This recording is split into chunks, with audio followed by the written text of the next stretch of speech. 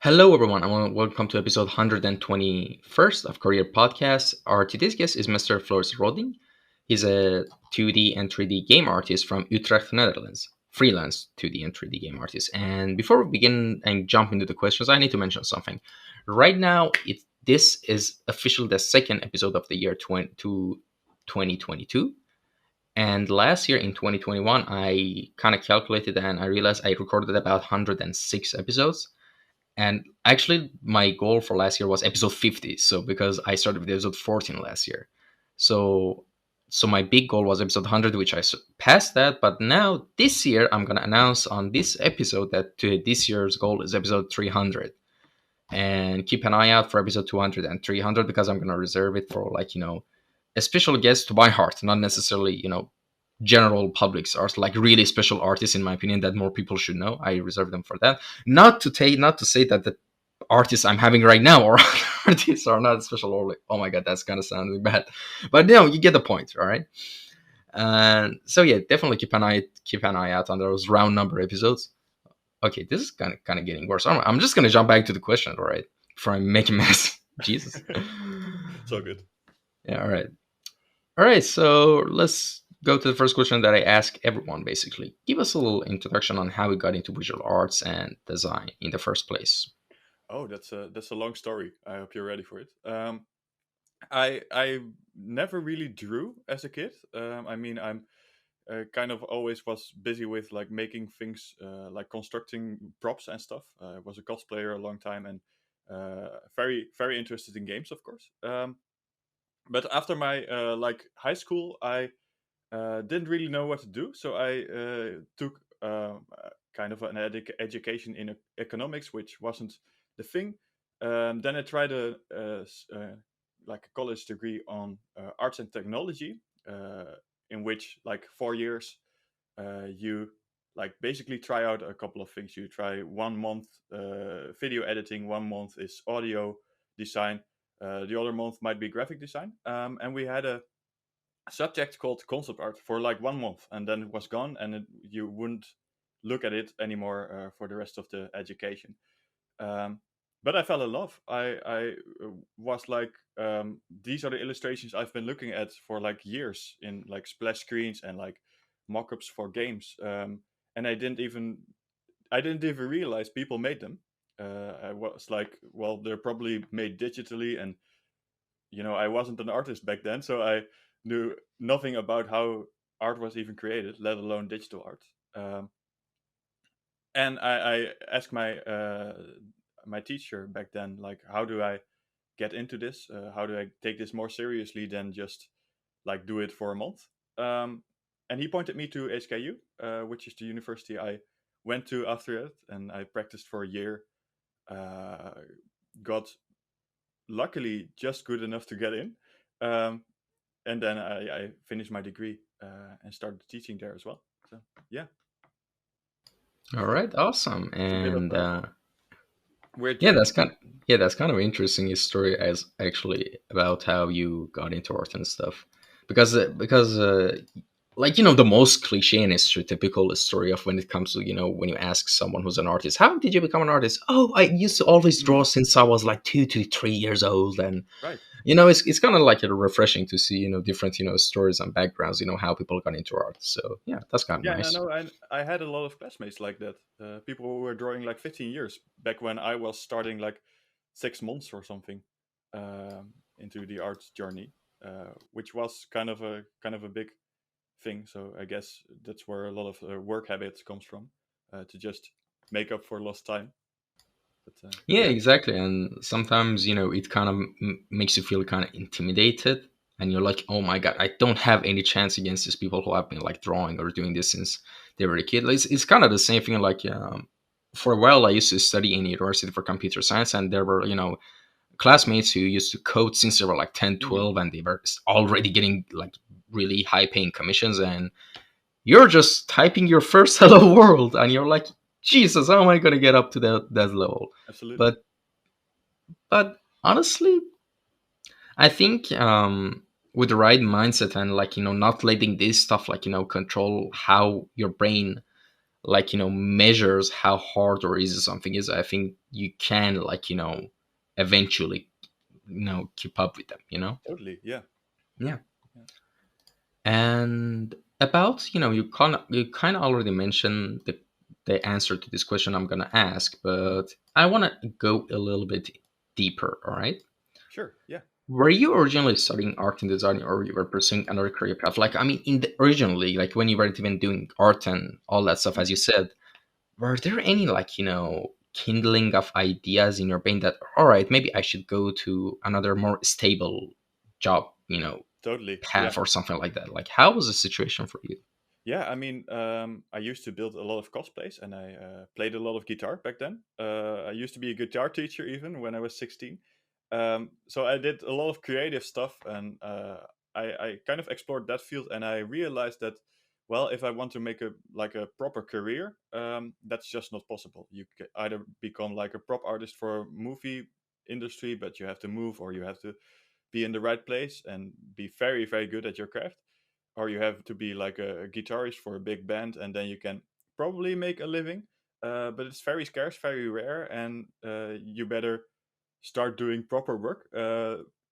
That's what I told myself, at least.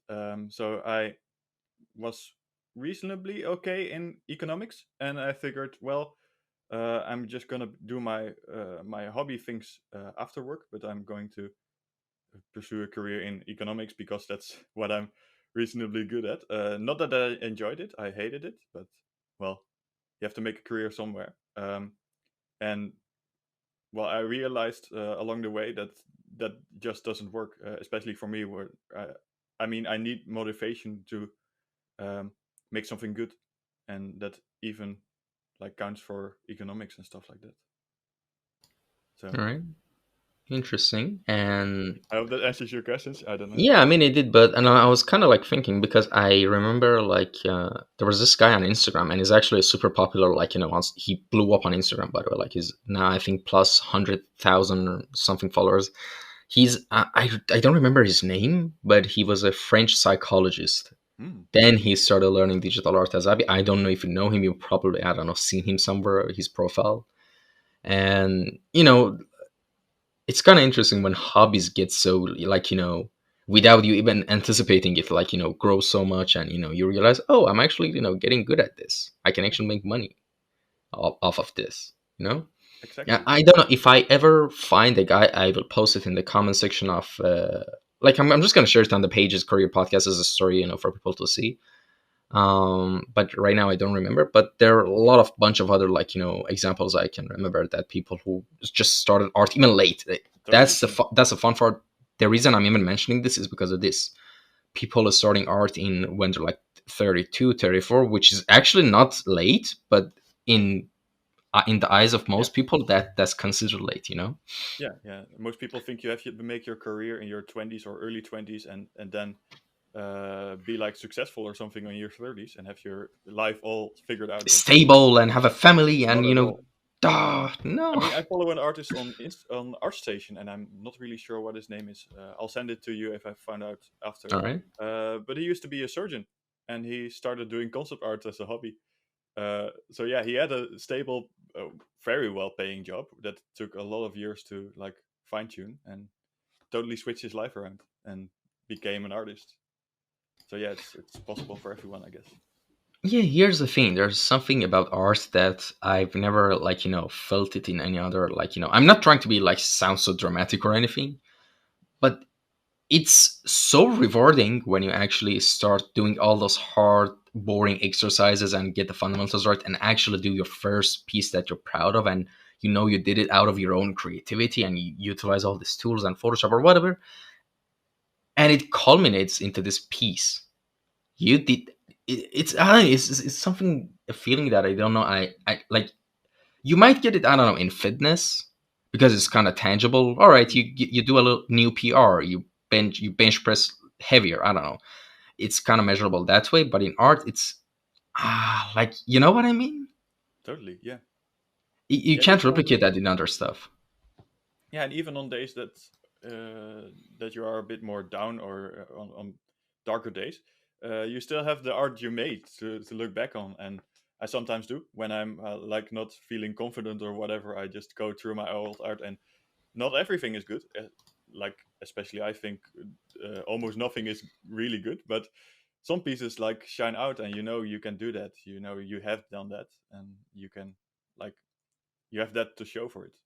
So yeah, Yeah, exactly. And speaking of showing for it, let's jump back to the next question, which is kind of related to the works, which is what is your main branch of design that you're focusing on right now, and tell us about your experience from the start of it until now. And of course, in the introduction, I mentioned that you're 2D and 3D, like freelance game artist, but we want to go a little bit more in depth. So if you could, explain to us what exactly you sure. do in terms of art, that would be great.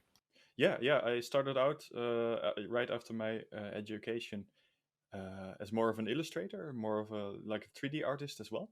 Um, but right now I'm doing a lot of like illustrations, fantasy illustrations mostly. A lot of concept art as well. I'm in house with a studio for 2 days in a week. So I do a lot of concept art, prop concept art, character concept art, environment concept art mostly. Um, and I help out a lot of smaller indie studios with like small bits of concept art and mostly environment focused. Uh, Mostly fantasy too. Although there is one game I work on right now, which is more of a cyberpunk vibe, so it's a bit different. But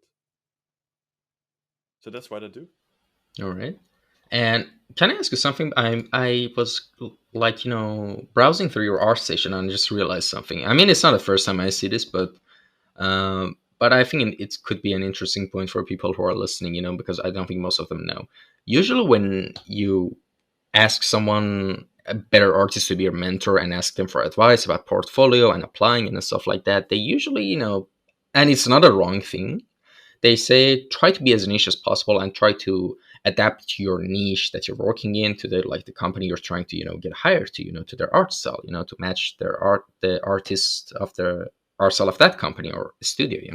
Mhm. But here's the thing, your niche is kind of quite wide. When you look at art session, you see 3D work, you see character designs, you see environment designs. Like it's a smorgasbord of like different mix of like artworks. And like it is usually, in what positions, like do portfolios like this usually could be helpful when you want to get applied in visual art development or just in general concept art. Some studios might like this because usually as when you want to get hired, you your resume should or portfolio should be like geared towards, if you're a modeler or 3D modeler, just 3D models. If you want to, like, you know what I mean. Just Exactly. how did it work for you? For me, I mean, when I just started out, and I started out like 4 years ago or something, um, after my education, uh, it was just getting a lot of freelance jobs, and it didn't really matter to me because I had a broad skill set back then as well. What it was. So for like being a freelancer and being someone that can take on anything and even like um, full stack projects, which I did in the beginning, like building entire games from concept to like polished game with coding and stuff involved. That was really useful to show people like, look, I can do all these separate steps and I can do them separately, or I could do them all at once in one project. Um, exactly what you're saying right now. It's a bit of a turning point where I'm more of a concept art and an illustrator. So I do have a lot of work still online that I kind of uh, have remaining online, but that's not kind of the work I do anymore. So that might be a step for me to like change that. But on the other hand, I think one of those things about that tip, about that hint for like um, fine tuning your portfolio towards one company or towards one niche might be more useful, but I'm not sure about that for people that are just starting out. And um, since I already have like clients and I'm already working, my portfolio is less important in that uh, category, if that makes sense. So it's Yeah. less important to get my foot into it because I already did, and it's more important for myself to show what I have done or can do or whatever. All right, interesting. And The next question is kind of also related to what we just talked about, which is Hmm. I think it's like the answer is always kind of like interesting for me, which is how does your design process usually go anytime you want to start working on a design project, whether it be character, environment, or anything, like just the pipeline and the structure of your design process. How does it look? All right. Well, there's some separate steps that are always kind of uh, there. Um, Usually, I love just browsing stuff, and I love just reading stuff about lore that is already developed by the company, for example, or um, kind of out there. So I try to be inspired, and I try to look at a lot of references. Usually make mood boards as well in like PureRef or Pinterest. Um, yeah, after that it's just starting to sketch, starting to develop things in thumbnails, of course. Whether that's environments, whether that's uh, characters, creatures, vehicles. Um, yeah, getting a lot of iteration done. That's kind of my way to get to a good concept, because I know the first few ideas that I have are usually kind of generic and they're kind of on the surface. So I have to like refine and refine and refine and redo a lot of times in order to get to those like more original ideas or more um, specific ideas. All right, and what was the first art job paycheck you ever got, and what was it for, and how did you feel at the time when you got that paycheck? Then you were like, you probably thought to yourself, "Oh, this could be a future or something," like there's future in this. Like that's usually the answer I hear the most. But I want to hear how was your experience for the first art job paycheck you ever got? Ooh, that was back in my second year for university, I guess. Well, it was kind of I don't know. It's not as much as there can be made a career out of it, because that was my entire way to get into it, and my entire reason to get into it, because kind of I experienced that you could make um, a career out of it, and I saw you could make a living as a concept artist or a living as like a digital artist, and I wanted to pursue that career. But I guess it was more of a compliment thing, where you like go from someone that just makes art because he loves it, or just makes art because, well, school says so, to someone that is actually being paid. And actually being paid feels really weird, felt really weird to me, because then it becomes kind of a thing of value, and it becomes a thing that people actually want. Um, Really felt for a long time that my art wasn't something that people might want, or people might pay for or desire, um, and to like actually see people pay for it, that changed that. Yeah. Wow, that's What kind of was a that? doozy. Like because I can understand what you mean by yeah, like the whole value philosophy thing on art. And you said, all right, if people actually want this, it's like, yeah, at the beginning, I can imagine how it would like mess up with you a bit. It definitely can. Totally. And actually, here's the thing. Also, I remember the first art job paycheck I ever got. I think it was for a logo commission. Mm. And usually, um, I undervalued myself so much because in my head I was like, all right, like in terms of market value, I should probably drop my prices so low because I don't have any professional experience, blah blah blah blah blah. And I charged the logo, I think for at the time $5, something like that. But the I, but the guy was so shocked that he was like, no, don't tell me, I don't really tell me. And I remember at first I wanted to actually give it to him for free because I couldn't believe like, oh my god, I don't have much experience, so why should I put a price on something? totally. I need experience. I need to the chance that I get to work for free is just enough experience for it's valuable for me, blah blah blah, all that that these are actually toxic stuff, like throw this the stuff out of your head, please, for anyone who's listening. um Even though you might be an amateur, your work is still, and your time is still worth it, so never forget that. And by the way, at the end of the day, the guy actually was a cool guy. I was lucky he gave me $50. And yeah, because the whole time, at the time, I believed that, all right, the fact that I get an opportunity to get actual real feedback out of someone is enough for me. But no, that's like a normal thing you already deserve. Hmm. Just check the market, see how people are, like, pricing, not the market of professionals but the market of freelancers, then set your price. Easy as that. Don't do this mental gymnastic with yourself that most people usually do originally. All right, just, yeah, Yeah, and if you be. want to make stuff for free, please just make your own stuff. I mean, Mm, there's always like projects that I do, like personal projects that are meant to like either hone my skills or try out new functions or something. But you don't have an art director for that. You don't have someone that dictates how it should look, and that's the fun of it. You spend your night or you spend whatever just making something you like, and you train with that. Um, but don't go making professional work for free. That's not how it works. That's not how it should work. Um, Try to be professional about it and try to be paid for it.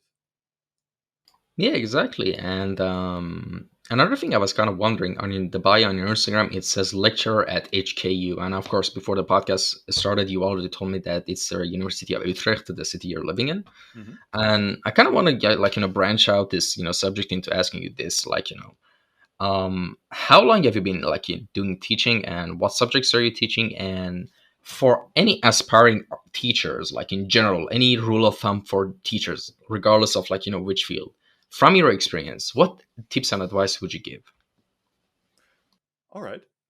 Um, well, what I teach is I like a teacher at the University of the Arts Utrecht, which is a combination of a whole lot of like different schools that teach all sorts of subjects. So you have like movie industry things, you have things towards fine arts, but the one I specifically teach at is games and interaction, which is specifically catered towards the game industry. Um, More than other schools in the Netherlands, it's more towards indie games and smaller things. Um, and it's what I teach is a couple of visual thinking classes, 3D classes, some concept art classes, a few other modules, and I'm kind of a part-time teacher, so giving I'm only teaching a couple of subjects a year, but that's what I do. What I would say, or what I would give as an advice for aspiring teachers, that's a hard thing. I think be confident in what you can teach and be confident in what you have learned and how you uh, I mean, I guess what I want to say is one of the things that I struggled with a lot when I started teaching, and I was kind of a young teacher. I was the youngest teacher at that point. I only graduated a year or two before that. Um, was like, what do I have that I can tell people, or that I can teach people that are just a couple of years behind me, or that are just like my peers, really. Um, and one of the things I realized is that exactly because you have gone through that same loop, you have done those same steps, and you have made this maybe the same mistakes or the same accomplishments as they are doing right now. You are very valuable to like teach that. And um, of course, there's a whole technical side about the game industry that's very important, as like software knowledge and like how things really work. You mentioned you have worked in Blender, so you know how kind of that is something that a teacher could help with. But especially the soft skill side, especially the things that you went through as an artist, or the things that uh, like make you relatable, and make the things you that happened to you or something relatable as an artist, are very valuable for a student to hear, and to hear how you either deal with it or that you deal with it at all, just to relate to it. So I guess just be yourself and don't be afraid to open your own experiences to students. Interesting. I hope that And kind of makes sense. yeah, it did actually. I'm kind of an English teacher myself, and so those hearing those stuff kind of was like helpful for me as well. And all right, let's jump into the next one of the hardest questions that people usually find it. Most guests find this question pretty hard. Don't worry, it's not a personal question or anything, Awesome. uh, but you'll understand what I mean when I say it's the hardest. All right, so who are your favorite artists and designers that have inspired you the most? Oh, geez. Yeah, I can see why that's the hardest. I mean, I have to start with Feng Zhu. Feng Zhu from FCD school. Um, just because those were the tutorials that I remember watching on probably week one of my art career, or like art even thing. Those were the tutorials that taught me about what concept art even was, even is, and how it started out, and what you do as a concept artist, what you have to know as one. I remember watching those, uh, downloaded them well because I didn't have internet at home at that point. Um, on my laptop for entire evenings and trying to draw what he drew and messing up because I wasn't an experienced artist that had like 30 years of experience. Um, but yeah, he is probably number one. With that comes Mark Brunet and Tyler Edlin as well, which were the kind of the artists that were big into the YouTube scene back then. Mark Brunet from Blizzard, who has Cube Brush right now, and Tyler Edlin, um, who worked on Guild Wars, I think, and he did a lot of other things. He has his own like mentorship thing going on right now. Um, so they're really influential and really big artists for me, especially Tyler Edlin because he like gave me the entire idea of being an environment artist, which I pursued for years. Um, hmm. um, Probably in that same kind of street, Adam Duff as well. Not just because of his great art, which is very dark and inspired a lot of my more recent stuff, um, but especially because he, I don't know if you know his work, but he um, talks a lot about the artist's life and artist struggles and stuff like that. He has a lot of YouTube videos about dealing with stuff that artists deal with. Um, and that kind of helps a lot in order to give myself more of a perspective on how I should feel or don't be afraid to feel as an artist or something. Um, so he's, yeah, a big one as well. Um, it's very hard to come up with names on the spot. Yeah, I know. I should have prepared that. Um, I guess just because I saw her like um, grow and like grow as a professional as well. Loish, which who um, you might know her. She's very large in the more illustrative scene and character arts scene. Um, she came from the same school as I did, and she like started her own freelance career and she did her own thing and kind of makes personal work for a living, which is a thing that didn't exist before she did it. Um, which was very influential in me starting my freelance career and just being like, I'm going to try to do as much of my own stuff as I can do and try to look if there are people that will pay for that. So that's kind of the thing I did, which worked out. So that's good. Um, yeah. All right, that's kind of crazy. You have no idea how many the most mentioned artists during the answering of this question, which I think I've been asking this question for 120 episodes or something now. Is Feng Zhu. Hmm. He's he's the most influential artist I've ever heard about during this Totally. whole course of the podcast. And yeah, actually, I I don't think a person like that would be really easy to contact. I think I messaged him once, but here's what I'm going to say. If one day, if I like one of my big targets, one day if I could get on podcast to have on the podcast is definitely thank you, because just for the mere fact of how much influence he had on Absolutely. so many other Yeah. artists. And the thing is, as you can already tell, the orientation of my podcast isn't necessarily asking the technical questions. Of course, I mean, I do, from time to time I need to ask some major stuff that I'm actually quite interested about, but in general the orientation is about the stories and the journey of the artist itself, not the the other interviewee type of strict kind of podcast. And I think, well, one of the people who have been doing a really good job at that is some interviews by Ethan Becker. Like, he had Ramon and some other guys, like those raw, gritty stories from their life, and their how they got on this journey to become an artist. Absolutely. Yeah. That's the fun stuff that it's worth listening, on a podcast. I really like to listen back when it existed to Level Up as well. Do you know that? It's from a couple of years back with like Jonas Duro and Derek Zabrocki and a couple of other like really big artists at this point, but they weren't as big back then. But they did a lot of great stuff back then as well.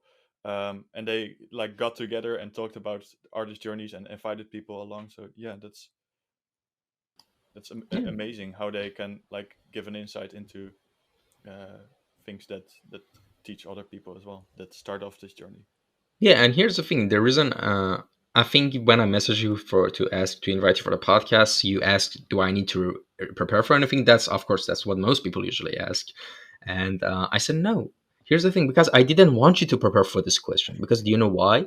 Listen, the answer to the question, that the first thing instinctively that pops into your mind, is the correct answer, not the calculated research answer. You know what I mean? Because if Hmm. someone really did if inspired you and affected you in art wise or personality level, it sticks in your head. You don't need to prepare. You know what I mean? Absolutely.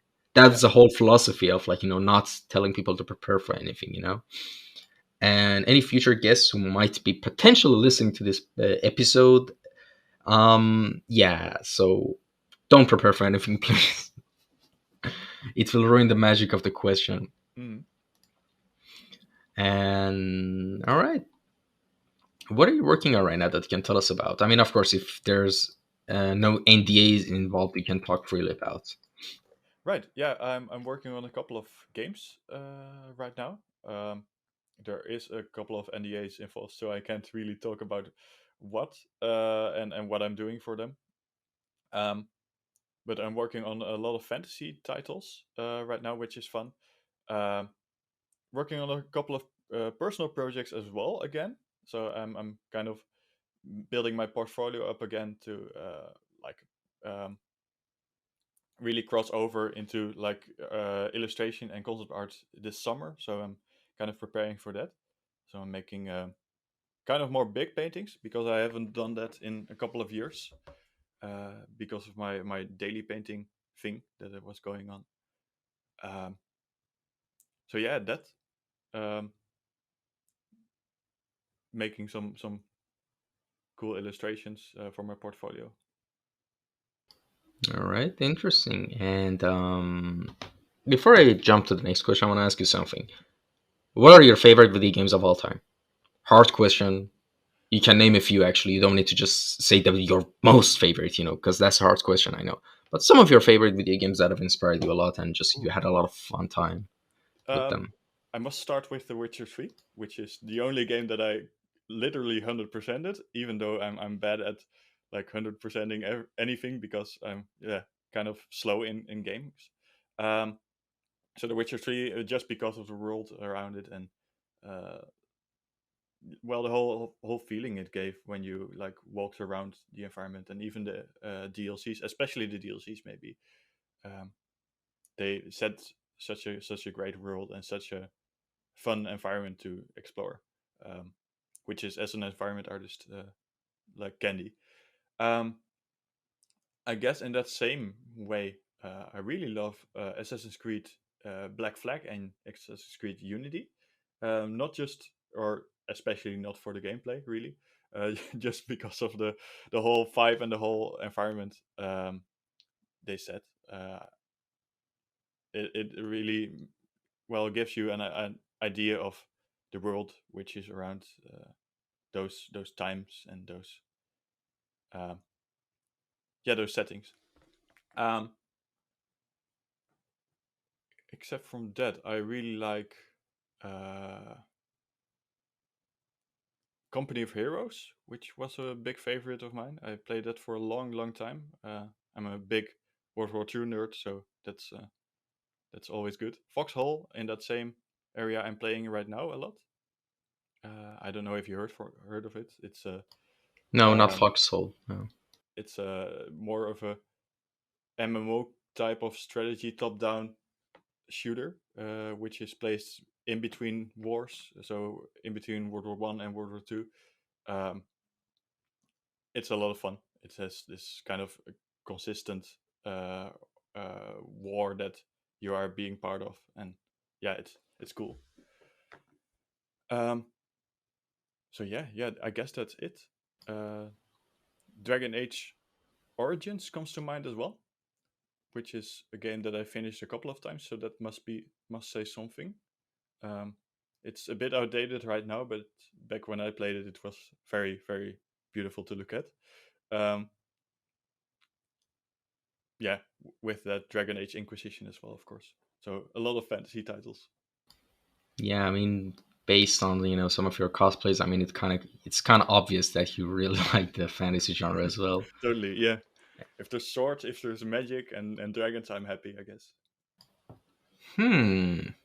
I wonder what game does have all of the things you mentioned in them. How about Skyrim? Like, I want to ask you something. In a Skyrim, you played it 100%, if I'm not Oh, mistaken, right? absolutely, yeah, multiple Yeah, times. obviously. And I was wondering, like I'm kind of interested. I want to actually ask everyone who are like geeks and nerds of for fantasy and stuff like that. How was your playing type when you first started Skyrim? Ooh, I'm very bad at gaming as a general thing. I'm not technically good, so I'm usually going with something that I can use to explore the game. Uh, so I think I mained into lots of armor and a bit of magic and a great sword. So that's Hmm. kind of my one way I Didn't expect that played the first because time. Yeah, a lot of people go into stealth archer. I know that, but exactly that's what I was gonna I'm get I'm into. not good at that. I screw up stealth situations and then I get 30 guys which are angry at me. So I can't do that. I usually just go with whatever takes the most damage without dying. Oh, yeah, that kind of makes sense. But yeah, I mean, the bad thing about a Skyrim is it's kind of not optimized for like melee combat that much, actually, in my opinion, Totally. because the dragon fights are not definitely not optimized for melee, like action. It's more ranged action. Hmm. So yeah, I kind of hate to admit it, but I'm a degenerate. At first, of course I was a destruction mage, but then I turned into a degenerate self archer. So sue me. Yeah, but I actually wanted to know because I actually really wanted to know what your approach was. Did you go into self archer as well or not? No, no. Later I did, but I didn't even finish that playthrough. I think. I mean, it's not my kind of gameplay that I like. Even I just like having cool armors and swinging a big sword, I guess. Hmm, interesting. And all right. Beside from the art and like all the stuff we talked about, what area beside that would you be interested to explore and learn in the future? It could be something completely non-art related. Let me rephrase that questions another way. It doesn't necessarily have to be learning another thing. It could be doing something, maybe an ambition or a goal you have for later, like when you got some free time or something. Ooh. Well, art related, that could be Houdini. I really want to learn Houdini because a colleague of mine at the university makes incredible stuff using that and uh, all sorts of software around that. You have I don't even know, Marvelous Designer it's called. The clothing building software. I really want to use that for a lot of clothing and a lot of costumes for characters, which would be a lot of fun. Um, it's very fashion based, you know. You even make seams and you make clothing that really works as clothing, and you make thickness of fabrics and stuff. Um, so I really want to learn that, just because that will open a lot of doors into making other cool, more character concepts and stuff. Um, Learning things outside of art. Um, I'm always learning a new musical instrument. I'm addicted to learning new musical instruments, and especially the weird ones, the ones that people just don't think about. Um, I'm addicted to buying one and studying that. You probably have an ocarina somewhere, right? I do, yeah, yeah, Like and instinctively, I can just guess some stuff, you know. yeah, and a concertina, and like a harmonica and accordion, all sorts of things, penny whistles. It's a weird thing. Like I've always I still like learning music, but it has been one of those things that it's really hard for me to learn it, because I even tried to go to music classes and learn the notes and language and everything, but it was too confused. I don't want to sound like too sure, because I didn't really went too deep into it and I wasn't paying much attention. But in general, it wasn't something that would click easily to my mind. But Hmm. for example, things with visual stuff, it clicks really well for me. Right. Even before I started actually doing art or stuff. But yeah, that's something interesting that I wanna. Oh, a good. Just I want to say surprise for everyone who's listening, and also I think it could also be fun for you to know that I probably in early February I'm gonna have a really special musician on the podcast, and he makes like this weird stuff. But the dude's a genius, by the way. I don't know his name. His Instagram handle is not his real name, so I kind of don't remember his page. But I have him on in my DMs. Takes this VFX and just synthesizes and all that in the jungle and finds mushrooms, different mushrooms, and he attaches electric notes to the mushrooms, and he does some weird stuff and gets the transmissions from the biological transmissions of the mushrooms, turns them into music. It's some trippy psychedelic stuff, and it's just amazing. Very cool. Yeah, actually, if you want, I can send it to you later after the Yeah, please podcast. do. Yeah, I Yeah. would love to. And all right, we've reached the final question of the podcast, and it's this section is called final words. All right, I know, kind of sounds romantic. I make that joke every time. All right, I should stop probably. All right, so let me explain. Imagine you have a limited time right now, just don't don't really mind about the duration of it, just limited time. And in those limited time, you could leave people with messages, or from a human to another human. It could be anything, like your last words. It's literally called final words. All right. Right. And for anyone who might listen to this episode in the future, maybe a week, couple of months, years, decades, who knows. um, to those people who have been listening to this episode and have reached this section of this episode, what would you say? Ooh, that's a very big question. I mean, I it's probably depends on the moment, because I have like, if you ask me an hour from now, I'll probably say something else. But to say now, I probably would say talent does not exist, and that's a thing that I have like a very strong opinion about, because people say a lot like you're so talented or you're not talented at all, or I don't have talent for something. It doesn't exist. Talent, in my opinion, is pursued interest, and it is the way you like something that much to invest the time to get good at it. And you can get good at anything. I mean, I've mentioned a minute ago that I liked to learn new musical instruments, and you start over every time you buy a new instrument. You have to learn it and you have to get good at it. You have to learn how it plays, or how it works. um, and after spending like a couple of hours on it, you become better. And that's with art especially. So many people like postpone it or don't do it at all because they don't think they can do it. But I guess the one thing I want to say is, just start doing it, just start practicing it. Don't even worry about what to practice or whatever, just start doing it first, getting in those hours, getting in those experiences, and you will become good. Like 5 years from now, if you practice something for 5 years, you will be good. That's a guarantee for me.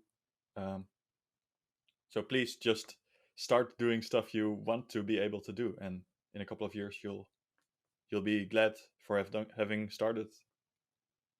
That's awesome. And kind of related to this note, I recently, I also try to dabble in like some Andrew Price's like new Blender 3.0 tutorial series. And here's a fun thing. From episode 1 to 16, as you go, the number of views gets lower and lower and lower. Right. So if you just stick around and just push through those early hard phases of learning something, Yeah. the the couple of weeks later it will be way more rewarding. So Yeah. yeah, that's literally what differentiates a good artist from someone who wish they would start. Like, I know it kind of sounds cheesy, but it's true, Yeah, it's very true. Yeah, it's and perseverance. It's like pushing through those hard moments, and that takes either being a complete obsessive person, which I can be at times, um, or it takes a great goal in mind, like a point on the horizon where you want to go. And coming back to the question of who are your favorite artists, those guys from Level Up and Feng Zhu and stuff pointed that me towards that point. Said you can make this, you just have to put in the time, and well, that's what you work towards for a couple of years. And I mean, I wouldn't have guessed I would be ever paid for what I do right now. There's multiple times I figured I'd probably spend my time doing something more practical and um, quit or whatever.